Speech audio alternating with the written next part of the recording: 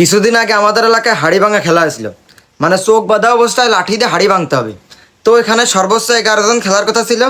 পরবর্তীতে প্লেয়ার সংকট হওয়ার কারণে 151 জনকে খেলানো হয়। তো এখানে আমি আবার দ্বিতীয় হই। আর যে প্রথম হয়, রেফারি তাকে চোখের বদলে নাক বেঁধে দিয়েছিল, যেন নাক দিয়ে সে কখনো দেখতে না পারে। তো পরবর্তীতে শত চেষ্টার পর নাক দিয়ে দেখতে না পেরে সে চোখ দিয়ে দেখে হাড়িটা ভেঙে দেয়।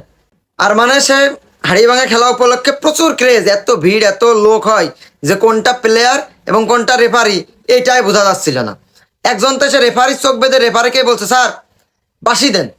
তো হারামজাদা, রেফারি যদি বাঁশি দেবে, রেফারি যদি চোখ বেঁধে যাবে, তাহলে তোরা প্লেয়াররা কেন আসছিস?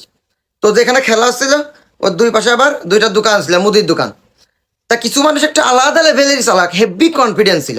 তারা আবার পা গুনছে, 1 2 এভাবে করে 13.5 পা 11.5 পা গুনা হয়ে গেছে। 11.5 পা গুনে বলে হ্যাঁ এবার যাবো।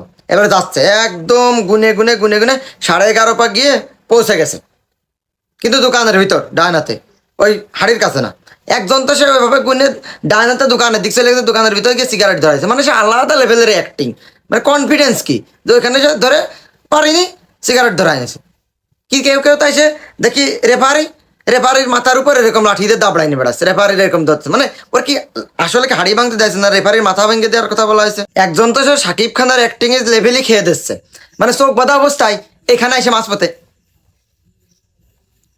মানে সে মনে হচ্ছে ড্যান্স দিচ্ছে, মানে হচ্ছে ড্যান্সিক্যাল পার্টি। মানে এভাবে এভাবে করলে যদি একটু পর্দা উপরে ওঠে তাহলে একটু দেখে মারতে পারবো। সে আলাদা লেভেলেরই অ্যাক্টিং করে, মানে সিস্টেমেরও বাইরে এদের অ্যাক্টিং। কিছু মানুষ তো পাশে দাঁড়িয়ে এতটাই সাপোর্ট দেয় যা জীবনে ভোলার মতো না।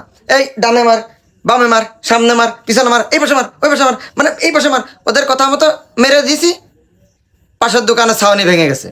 মানে সে আলাদা লেভেলের ঈদের হিসাব। কেউ কেউ তো এসে এই লাঠি নিয়ে এভাবে তো মারবে, এভাবে তো না, তারা এভাবে মারছে, এভাবে মনে হচ্ছে বাসা বাড়িতে ঝাড়ু দিয়ে দিয়ে ওরা ক্লান্ত, এখানে খেলতে এসে ওভাবে ঝাড়ু দিচ্ছে। এটা কি? একটা মানুষটা ছিল সে অতিরিক্ত সতর্ক, মানে প্রচুর সতর্কতা অবলম্বন। এই তুই সর লাঠির বাড়ি লাগবে, এই পিছন থেকে সর লাঠির বাড়ি লাগবে, এই পাশ থেকে সর, ওই পাশ থেকে সর লাঠির বাড়ি লাগবে। পরবর্তীতে নিজে লাঠির বাড়ি খেয়ে সদর হাসপাতালে ভর্তি আছে।